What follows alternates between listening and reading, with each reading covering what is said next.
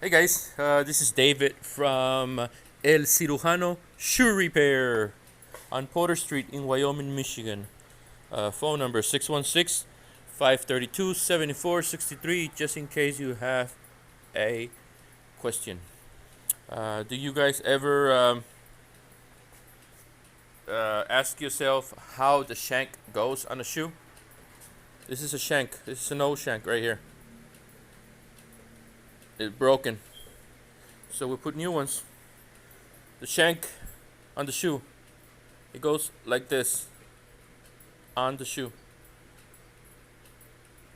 Not like that. Doesn't go like this. It goes like that. Laying down on the stomach. Like that right there. See how it fits pretty good?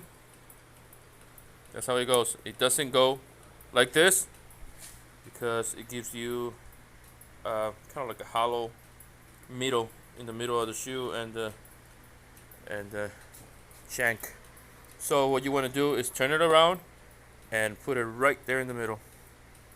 Okay, that's how it is. I had that question myself a long time ago.